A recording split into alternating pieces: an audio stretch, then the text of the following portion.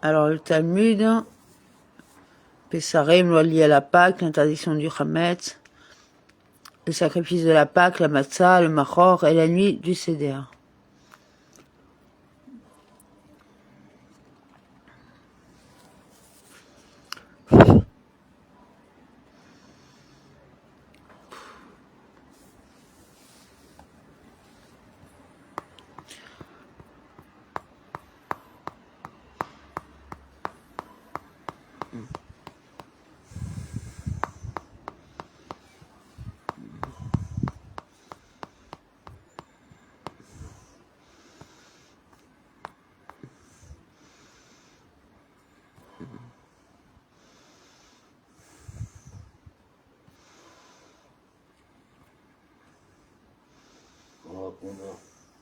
Attends, je sais pas. 16A.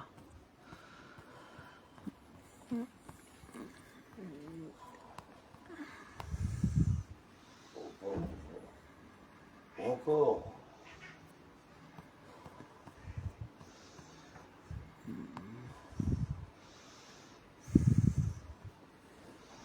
Encore un peu.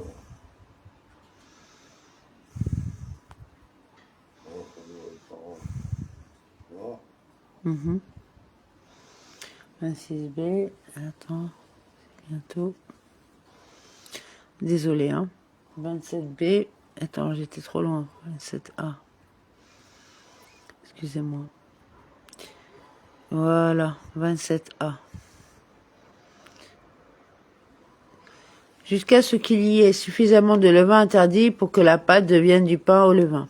Et Abbé de mémoire bénie dit à Rabbi Eliezer de mémoire bénie a enseigné que lorsque le levain autorisé est tombé en dernier, le mélange n'est autorisé que lorsqu'il a d'abord retiré le levain interdit avant que le levain autorisé ne tombe dans la pâte et ne le fasse lever. Toutefois, il n'y a pas préalablement retiré le levain interdit. La pâte est interdite même si le levain autorisé est tombé en dernier. Apparemment, lorsque ceci et cela font que la pâte devient du pain au levain, cela est interdit. La Guémara rejette cette affirmation. Et d'où ressort-il que la raison de l'opinion du rabbin Eliezer de mémoire bénie est conforme à l'explication d'Abbaye de mémoire bénie? Peut-être que la raison de l'opinion du rabbin Eliezer de mémoire bénie est due à ce qui suit. Que le rabbin Eliezer de mémoire bénie a dit explicitement « Je suis le dernier élément ». Et ce n'est pas différent s'il a d'abord retiré l'élément interdit, et ce n'est pas différent s'il a d'abord retiré l'élément interdit. Cependant, s'ils tombent tous les deux en même temps, cela doit être permis, car là où ceci et cela font que la pâte devient du pain au levain. Le rabbin Eliezer de mémoire bénie décide que le mélange est autorisé. Il s'agit plutôt de l'opinion du rabbin Eliezer de mémoire bénie concernant le bois d'Achéra. Comme nous l'avons appris dans une Mishnah, si l'on prend du bois d'un Achéra, il est interdit d'en tirer profit. Quant à celui qui a allumé un four avec le bois, si c'était un four neuf, il doit être cassé. S'il s'agit d'un vieux four, il peut être refroidi. Si l'on fait du pain avec du bois d'Achéra comme combustible, il est interdit d'en tirer profit. Si ce pain a été mélangé avec un autre pain et que cet autre pain a été mélangé avec un autre pain, il est interdit de tirer profit de la totalité de ce pain. Rabbi Eliezer de mémoire bénie dit, il jette le bénéfice dans la mer morte, Yam Amélar. En d'autres termes, il n'est pas nécessaire de détruire la totalité du mélange lorsque le pain interdit est mélangé à une grande quantité d'autres pains. Au lieu de cela, il faut désigner de l'argent d'une valeur égale à la valeur du bois original de l'Achéra. Et il doit détruire cet argent pour compenser les bénéfices qu'il a tirés du bois interdit. Le premier Tana lui dit, l'idolâtrie ne peut pas être rachetée financièrement une fois que le pain devient interdit. Il ne peut plus être racheté en jetant sa valeur dans la mer morte. Apparemment, l'opinion des deux sages, y compris du rabbin Eliezer de mémoire bénie, est que lorsque cet objet autorisé et cet objet interdit entraînent tous deux une modification d'un autre élément, ce dernier élément est interdit. La Guémara rejette cette conclusion. Dites que vous avez entendu dire que Rabbi Eliezer de mémoire bénie et le premier Tana sont stricts en cette matière en ce qui concerne l'idolâtrie, dont l'interdiction est stricte. Cependant, concernant d'autres interdictions de la Torah, moins strictes, l'avez-vous entendu exprimer cette opinion? La Guémara répond à cette question. Plutôt, si Rabbi Eliezer de mémoire bénie n'a pas la même opinion à l'égard d'autres interdictions, à qui attribueriez-vous cette berata? Si ce n'est pas Rabbi Eliezer de mémoire bénie qui dit cela, alors qui est-ce? Et de plus, cela n'était-il pas enseigné explicitement dans une Berata? Et de la même manière, le rabbin Eliezer de mémoire bénie interdirait ce type de mélange au regard de toutes les interdictions de la Torah. Rabbi de mémoire bénie a dit, si vous dites sur la base des opinions exprimées précédemment que le rabbin Yehuda de mémoire Anassi de mémoire bénie soutient que lorsque telle et telle cause est interdite, alors l'opinion du rabbin Yehuda Anassi de mémoire bénie est identique à l'opinion du rabbin Eliezer de mémoire bénie, car les deux déclarent qu'il est interdit pour cette même raison. Et si vous dites que Rabbi Yehuda Anassi de mémoire bénie soutient que lorsque telle ou telle cause est permise, et ici, là où Rabbi Yehuda Anassi de mémoire bénie déclare que cela est interdit, c'est parce qu'il y a une amélioration du bois dans le pain lui-même. Alors, dans ce cas, il serait également interdit de tirer profit de ces bols, tasses et flacons en terre cuite fabriqués dans un tel four, car ils contiennent également l'amélioration du bois. Si quelqu'un utilisait de tels ustensiles, il bénéficierait d'un article interdit. Lorsque le rabbin Yehuda Anassi et les sages de mémoire bénie ne sont pas d'accord. C'est dans le cas où un four ou une marmite ont été fabriqués à partir de bois interdit, selon celui qui dit que lorsque telle et telle cause sont interdites. Il est également interdit d'en tirer profit, puisque l'objet interdit a été un facteur contributif à la formation initiale de l'objet. Cependant, selon celui qui dit que lorsque telle et telle cause sont permises, il est permis d'en tirer profit. En effet, on ne profite du four et de la marmite interdit qu'une fois chauffé ensuite avec du bois autorisé. Par conséquent, l'influence sur le pot de l'article interdit n'est qu'un élément dans la préparation de cet aliment.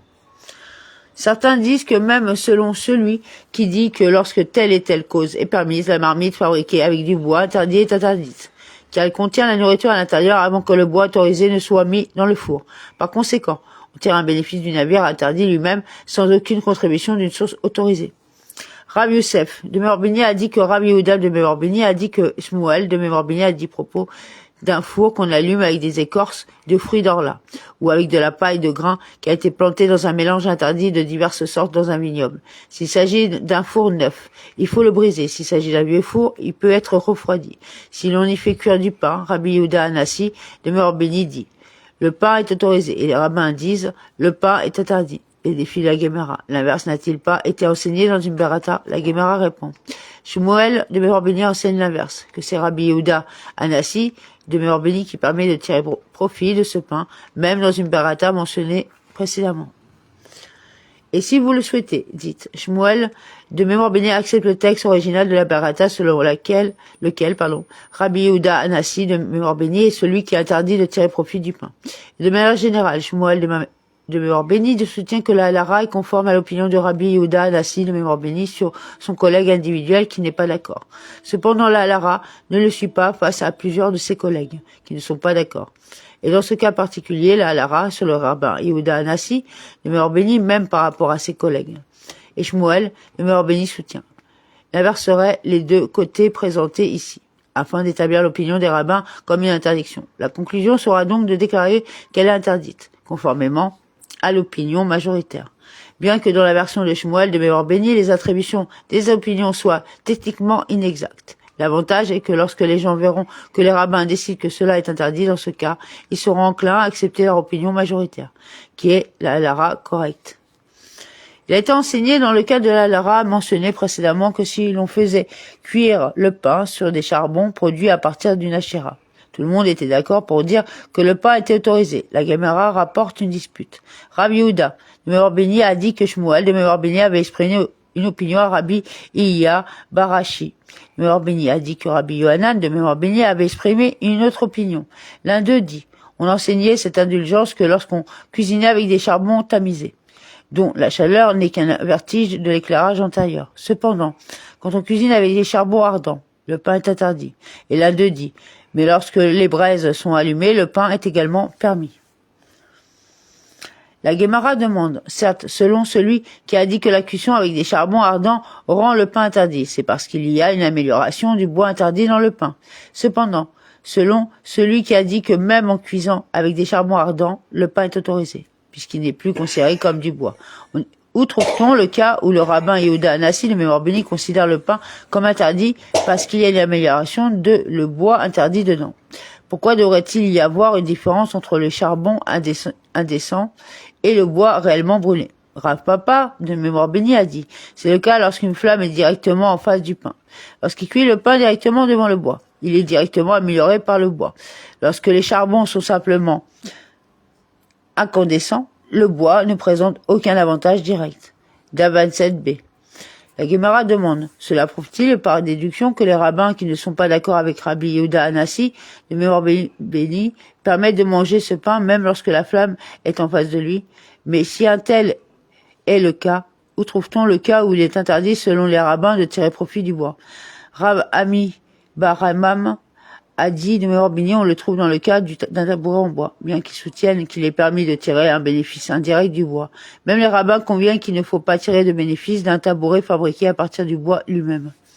Rami Ama, de mémoire bénie, a soulevé un dilemme devant Rav Isda, de mémoire bénie, concernant un four que l'on allume avec du bois consacré et qu'il y est fait cuire du pain, selon les rabbins qui ont autorisé le pain dans le premier cas, où il était cuit avec du bois d'orla. Qu'est-ce que c'est? La halara. Il lui dit, le pain est interdit. Il a répondu, quelle est la différence entre ce pain et le pain cuit avec des écorces d'orla? Rava, de mémoire bénie, a dit, comment ces cas peuvent-ils être comparés? Orla est annulé dans un mélange d'une partie sur 200. Il est possible que moins de cette quantité d'orla ait été absorbée par le pain. Cependant, le bois consacré n'est pas annulé, même dans un mélange d'une partie pour 1000. Par conséquent, même s'il n'y a qu'une infime quantité de matière consacrée dans le pain, cela reste interdit. Au contraire, Rava, de mémoire bénie, a dit, si cela était difficile pour Rami Barama, de mémoire bénie, voici ce qu'il a trouvé difficile. Celui qui allume le feu n'a-t-il pas transgressé l'interdiction de l'usage abusif des biens consacrés, comme quiconque utilise involontairement des biens consacrés à des fins non sacrées? L'utilisation viole-t-elle cette interdiction? Et chaque fois que l'allumeur d'un four abuse, ce faisant, d'un bien consacré, le bois passe au statut non sacré. Le bois perd son caractère sacré s'il est mal utilisé, et celui qui l'a mal utilisé doit donner un autre bois au temple à sa place. Dans ce cas, le bois utilisé pour chauffer le four est du bois non sacré et le pain doit être autorisé. Rav Papa, de mémoire bénie, a dit, ici nous avons affaire à du bois qui avait été mis de côté pour acheter des offrandes de paix. Ce bois, bien que sanctifié, a un statut de sainteté moindre et n'est pleinement consacré que lorsque le sang de l'offrande a été aspergé. Et ce dilemme a été soulevé conformément à l'opinion du rabbin Yehuda de mémoire bénie qui a dit, si quelqu'un abuse involontairement du bien consacré, il devient profané et perd son statut élevé. Cependant, si on utilise l'objet intentionnellement, il n'est pas profané et reste consacré. L'acte ici étant intentionnel, le bois consacré ne perd pas son statut. La Gemara explique, quelle est la raison pour laquelle lorsqu'on utilise intentionnellement cet objet, il ne perd pas son statut? Pour qu'il n'est pas soumis à la lara de l'usage abusif des biens consacrés, puisqu'on est susceptible d'apporter une offrande qu'en cas d'usage abusif involontaire des biens consacrés, il n'est pas transféré au statut non sacré. La même lara s'applique également au bois réservé aux offrandes de paix, puisqu'à ce stade, il n'est pas soumis à la lara d'abus de biens consacrés, puisque celle-ci ne s'applique qu'après que le sang de l'animal a été aspergé, alors que selon l'avis du rabbin Yehuda de mémoire bénie, même si l'on utilise involontairement ce bois, il n'est pas transféré à un statut non sacré. Au contraire, cela reste interdit. La Gemara demande, et partout où l'allumeur d'un four transgresse l'interdiction d'usage abusif des biens consacrés en utilisant du bois consacré, est-il transféré à un statut non sacré? N'a-t-il pas été enseigné dans une berata en ce qui concerne tous les objets interdits qui doivent être brûlés? Leurs cendres sont autorisées après le brûlage, à l'exception du bois d'une achéra. Et les cendres consacrées sont interdites pour toujours. Il est donc possible que lorsqu'on allume un four avec ce bois consacré, bien qu'on y abuse des biens consacrés, les cendres restent interdites. Rami Bar Ama a dit de mémoire bénie. Ce Peretta discute d'un cas où un incendie s'est déclaré tout seul parmi du bois consacré et personne n'a abusé des biens consacrés. Puisque tel est le cas, même les cendres qui restent de ce bois restent une propriété consacrée et on ne peut en bénéficier. Rav Shemaya, de mémoire bénie, a dit, cette Peretta s'occupe des types de cendres consacrées qui nécessitent un enterrement, comme les cendres retirées de l'autel, comme il est enseigné dans une Berata. On ramassera sur l'autel la cendre de l'endroit où le feu a consumé l'holocauste, et il la mettra à côté de l'autel. Lévitique 6.3. L'expression « il le mettra » indique qu'il doit le faire avec douceur. Il le mettra indique également qu'il doit tout placer, il le mettra. Indique également qu'il ne peut pas disperser les cendres, apparemment. Même après que l'offrande a été brûlée, elle reste sacrée et on ne peut pas en tirer aucun bénéfice. Cependant, lorsqu'il était brûlé, il n'y avait pas d'abus de bien consacré, car son brûlage est une étape nécessaire dans le processus de sacrifice des offrandes. Il a été enseigné dans la Mishnah que Rabbi Yehuda de mémoire bénie dit « L'élimination du pain au levain doit être accomplie uniquement en le brûlant ». Il a été enseigné dans une berata que Rabbi Yehuda de mémoire bénie a dit « L'élimination du pain au levain doit être accomplie uniquement en le brûlant ». Et une dérivation logique conduit à cette conclusion. Tout comme ce qui reste d'une offrande après le délai pendant lequel il peut être mangé, qui n'est pas soumis aux interdictions. Il ne sera pas vu et il ne sera pas trouvé, nécessite de le brûler également pour le pain au levain, qui est plus strict, car soumis aux interdictions de « on ne le verra pas » et « on ne le trouvera pas ». À plus forte raison, n'est-il pas clair que ça nécessite de brûler? Les rabbins lui dirent « Toute dérivation logique que vous dérivez, dont l'enseignement initial est rigoureux, mais dont les conséquences ultérieures sont indulgentes, n'est pas une dérivation logique valide. » Selon Rabbi Yehuda, de mémoire bénie, si l'on ne trouve pas du bois pour brûler son pain au levain, doit-il rester les bras croisés et ne pas l'enlever? Et la Torah dit, vous retirerez le levain de vos maisons. Exode 12-15, indiquant que cela doit être fait de toute manière que vous puissiez l'enlever. Apparemment, la dérivation logique du rabbin Yehuda de mémoire bénie conduit à une indulgence. Ensuite, le rabbin Yehuda de mémoire bénie a présenté une dérivation logique différente basée sur le principe de que trouvons-nous par rapport à plutôt que sur une inférence a fortiori rachat. Il est interdit de manger les restes d'offrande et il est interdit de manger du pain au levain. Sur la base de cette similitude, on peut conclure que, tout comme le reste des offrandes doit être brûlé, le pain au levain doit être également brûlé. Il lui dit, le cas d'une carcasse animale peut prouver que la consommation des restes d'offrande n'est pas un facteur pour déterminer si le pain au levain doit ou non être brûlé, car manger une carcasse animale est interdit et ne nécessite pas de combustion. Il n'y a donc pas de lien clair entre l'interdiction de manger un objet particulier et l'obligation de le brûler. Il leur dit, il y a une différence entre ces cas, car il est explicitement dit qu'on peut bénéficier d'un cadavre d'animal. Par conséquent, la comparaison suivante peut être faite. Il est interdit de manger et de tirer profit des restes de viande sacrificielle. Il est interdit de manger et de tirer profit du pain au levain. Tout comme les restes de viande sacrificielle doivent être brûlés, le pain au levain doit également être brûlé. Les rabbins lui dirent, le cas d'un bœuf lapidé peut prouver que ce n'est pas un facteur clair, car il est interdit de manger et d'en tirer profit, et il n'est pas nécessaire de le brûler. Il leur dit, il y a une différence entre le pain au levain et un bœuf lapidé, car il y a un facteur supplémentaire qui n'a rien à voir avec le bœuf. Il est interdit de manger et de tirer profit des restes de viande sacrificielle, et quiconque le fait est puni de carette. Et il est interdit de manger du pain au levain et d'en tirer profit, et celui qui le fait est puni du carette. Tout comme les restes de viande sacrificielle doivent être brûlés. Le pain au levain doit également être brûlé. Ils lui dirent, si oui, la graisse de bœuf lapidée peut prouver que cela aussi est un facteur insignifiant, car il est interdit de manger les graisses et d'en tirer profit. Et celui qui les mange est puni de carette, et il ne nécessite pas de combustion. Daf 28a. Ensuite, Rabbi Yehuda de mémoire bénie a présenté une dérivation logique différente. L'interdiction de manger et de tirer profit des restes de viande sacrificielle est clairement incluse dans l'interdiction de « et vous n'en laisserez pas ». Et le pain au levain est aussi inclus, en un sens, dans l'interdiction de « et vous n'en laisserez pas », car il faut expirer le temps qu'il peut être mangé. On viole les interdictions de « on ne le verra pas » et « on ne le verra pas ». Être trouvé en le possédant. Tout comme les restes de viande sacrificielle peuvent être brûlés, le pain au levain peut également être brûlé. Ils lui dirent, selon toi, un sacrifice de culpabilité, à certains un oiseau sacrifié en sacrifice pour le péché en cas de doute, prouveront que cette comparaison n'est pas valable, car elles sont également incluses dans l'interdiction de « et toi ne dois pas en rester », car ces offrandes sont interdites après l'expiration du délai pendant lequel elles peuvent être consommées. Comme nous disons qu'ils sont sujets à l'incendie. Mais vous dites qu'une offrande de culpabilité incertaine est sujette à l'enterrement. Rabbi Yehuda, de mémoire bénie, resta silencieux car il n'avait aucune réponse. Rabbi Yosef, de mémoire bénie, a dit, c'est comme on dit, dans la cuillère fabriquée par le charpentier, la moutarde lui brûlera le palais. Et en d'autres termes, chacun peut être blessé par ses propres actions. De même, dans ce cas, la preuve la plus solide contre l'opinion de Rabbi Yehuda, de mémoire bénie, est celle basée sur la propre déclaration de Rabbi Yehuda, de mémoire bénie. Abbaye.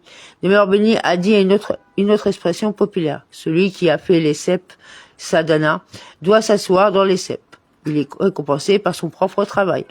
Rabat de mémoire bénie a dit un autre dicton similaire. Celui qui a fabriqué les flèches sera tué avec ses propres flèches. Il est récompensé par son propre travail.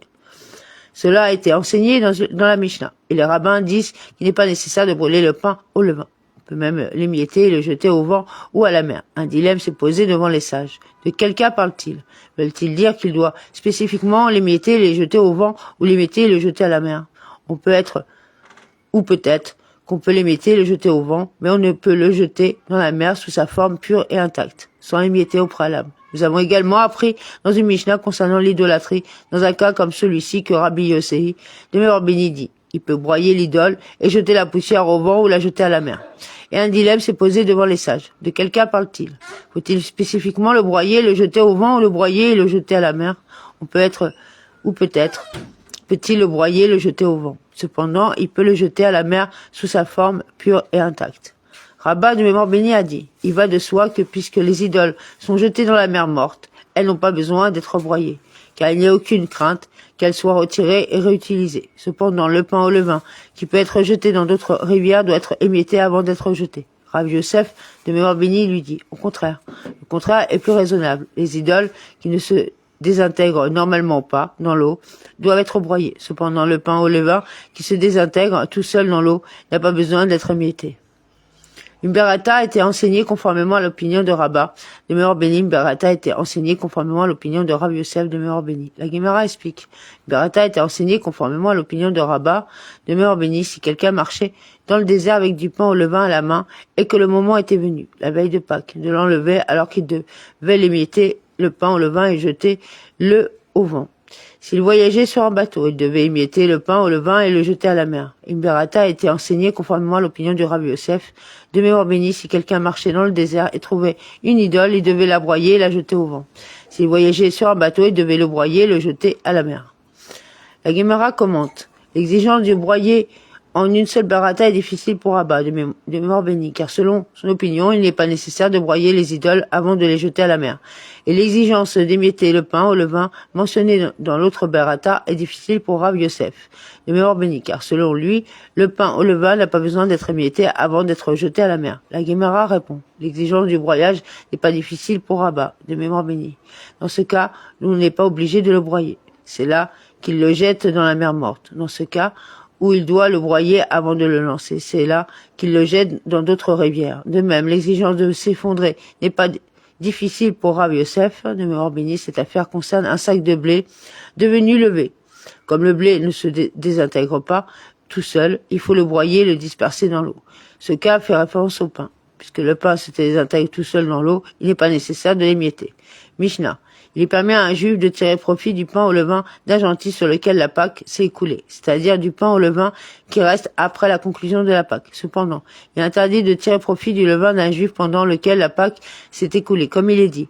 Et on ne verra pas de pain au levain chez vous. Et on ne verra pas non plus de levain chez vous, dans toutes vos frontières. Exode 13:7.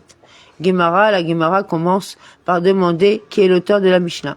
Cela n'est pas conforme à l'opinion de Rabbi Yehuda de mémoire bénie, ni à l'opinion de Rabbi Shimon de mémoire bénie, ni à l'opinion de Rabbi Yosei de mémoire Agelili de mémoire bénie. La Gemara clarifie cette question. Quel est le cas sur lequel les sages ne sont pas d'accord et quelles sont leurs opinions sur cette question? La Gemara explique. Comme cela a été enseigné dans une berata, celui qui mange ou tire profit du pain au levain, que ce soit avant l'heure, à partir de midi, la veille de Pâques, ou après l'heure, c'est-à-dire le pain au levain sur lequel la Pâque s'est écoulée, transgresse une misva négative. Pendant cette période, à la Pâque elle-même, celui qui mange du pain au levain transgresse une misva négative et est susceptible de recevoir du karet. C'est la dégradation du rabbin Yehuda de mémoire bénie. Daf 28b. Rabbi Shimon de mémoire bénie dit, celui qui mange ou tire profit du pain au levain, tant avant son heure qu'après son heure, ne transgresse aucun interdit.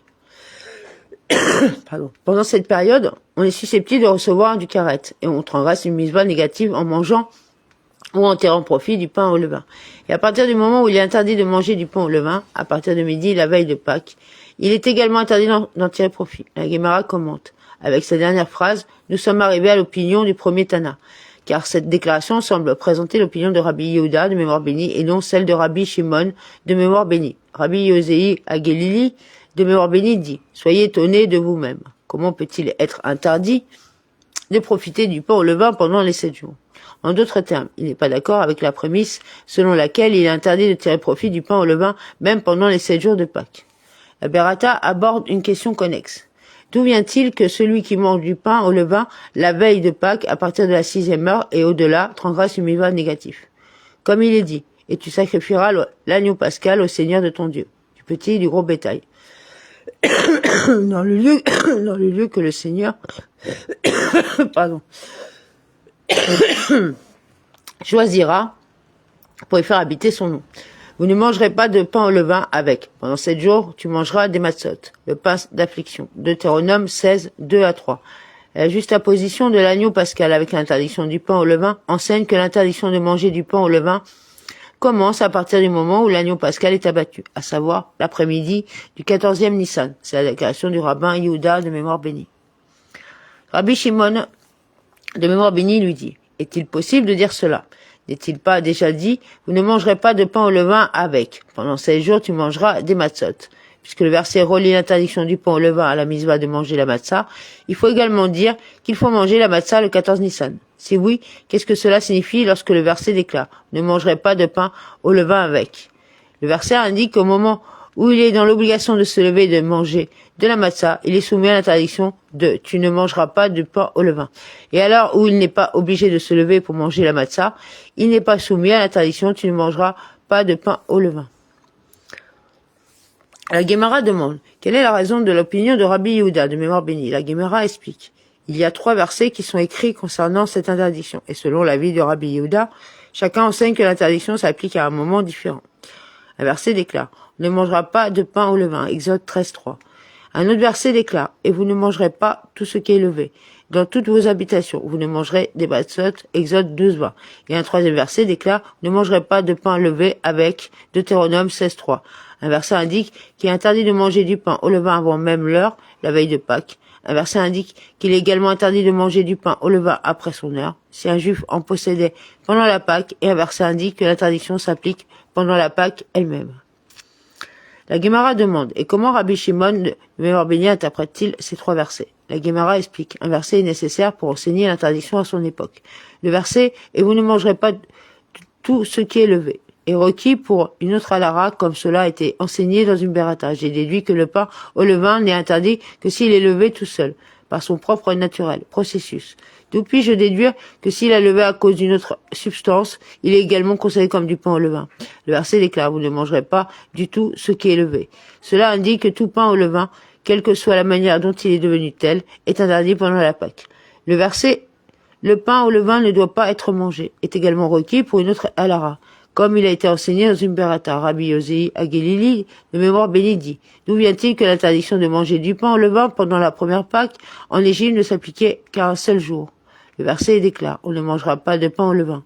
Et ceci est juste apposé au verset qui dit, aujourd'hui vous sortez, au mois du printemps. Exode 13, 4. Cela indique que l'interdiction de manger du pain au levain lors de la première Pâque en Égypte ne s'appliquait que pour ce jour-là. La Guémara demande, et Rabbi Yehuda, de mémoire bénie, d'où vient-il que le pain au levain devenu levé à cause d'une autre substance soit interdite? La Guémara répond, il a dérive du fait que le miséricordieux exprime cet halara avec le terme général, ce qui est levé. Aucune amplification supplémentaire n'est requise.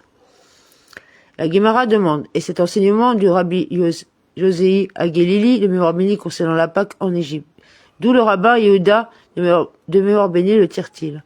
La Guémara répond, si vous le souhaitez, dites que le déduit du fait que l'expression ce jour y est juste apposée. De l'avis du rabbin Yehuda de mémoire bénie, le verset entier, on ne mangera pas du pain au levain, n'est pas nécessaire pour faire valoir ce point. Au lieu de cela, ce verset indique qu'il y a une période supplémentaire pendant laquelle le pain au levain est interdit. Néanmoins, le juxtaposition avec la phrase suivante indique quelque chose d'important, à savoir que l'interdiction en Égypte était limitée à une journée. Si vous le souhaitez, dites plutôt que Rabbi Yehuda de mémoire bénie n'emploie pas la méthode homilétique de juxtaposition de versets, sauf dans des circonstances limitées. En conséquent, le rabbin Yehuda de mémoire bénie n'accepte pas du tout l'opinion du rabbin Yosei Agelili de mémoire bénie et soutient que l'interdiction de manger du pain au levain pendant la Pâque en Égypte s'appliquait pendant les 7 jours. Le maître a dit dans la Barata se mentionner. D'où vient-il que celui qui mange du pain au levain à partir de la 6e heure et au-delà transgresse une mitzvah négative? Comme il est dit, vous ne mangerez pas de pain au levain avec. C'est la déclaration du rabbin Yehuda, de mémoire bénie. Rabbi Shimon, de mémoire bénie, lui dit, est-il possible de dire cela? N'est-il pas déjà dit, vous ne mangerez pas de pain au levain avec. Pendant 7 jours, tu mangeras de la matzah. Relions le temps de l'interdiction de manger du pain au levain avec le temps de la mitzvah de manger de la matzah. La Gemara demande. Et en effet, Rabbi Shimon de mémoire bénie dit du bien à Rabbi Yehuda de mémoire bénie, alors que comment Rabbi Yehuda de mémoire bénie utilise ce verset pour étayer son opinion? La Gemara répond que Rabbi Yehuda de mémoire bénie aurait pu vous dire ce verset vient l'établir comme une obligation encore de nos jours. On aurait pu supposer qu'après la destruction du temple, lorsque l'agneau pascal ne peut plus être apporté, l'obligation de manger de la matzah ne s'applique plus non plus. Ainsi, le verset relie l'interdiction de manger du pain au levain à l'obligation de manger de la matzah afin d'enseigner que tout comme il est interdit de manger du pain au levain, même en l'absence du temple, il reste également une obligation de manger la matzah comme le bien. La Gemara demande, et Rabbi Shimon de mémoire bénie, d'où vient-il la nécessité de l'établir comme une obligation même après la destruction du temple?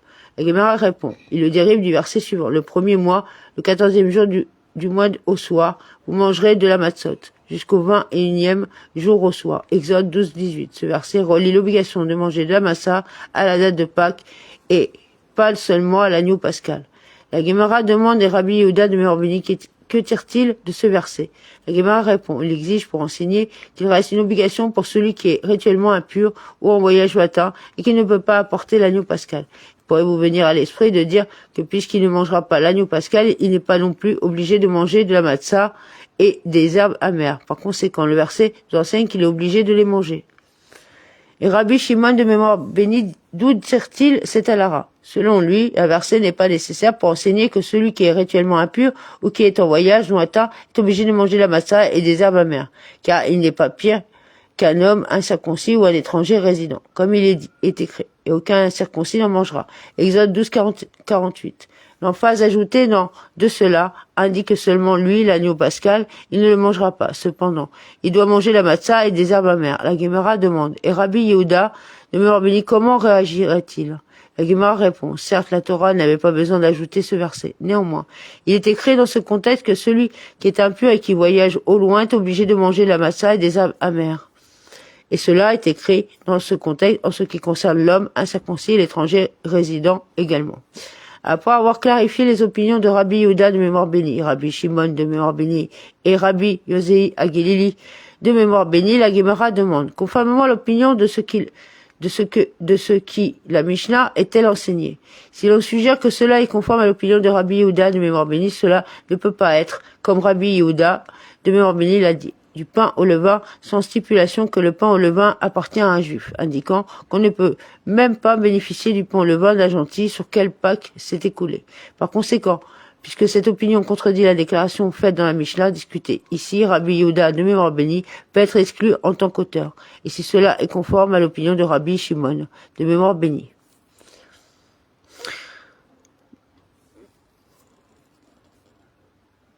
C'est bon? Je continue. Je finis la phrase. DAF 29a. Rabbi Shimon permet également de tirer profit du pain au levain après la Pâque, même s'il appartenait à un juif. Et si la Mishnah suit l'opinion du rabbin Yosei Agilili, lui permettrait, de mémoire bénie, qui permettrait d'en tirer profit même pendant la Pâque. Je continue? Quoi? C'est plié là-bas? Ouais, 29a, là, je suis à 29a. À faire? Demain. Voilà. Shavuot, bonne étude. Et... bonne soirée, Shavuot Tov. Calmement, dans la sérénité, vous réécoutez tranquillement. C'est pas si compliqué que ça. À chaque fois, c'est 1 degré supplémentaire dans la compréhension. Faire bien attention à toutes les distinctions qui créent les circonstances différentes. Voilà. Voilà. À demain, avec l'aide de Dieu. Shavuot Tov. Ouais, Shavuot Tov.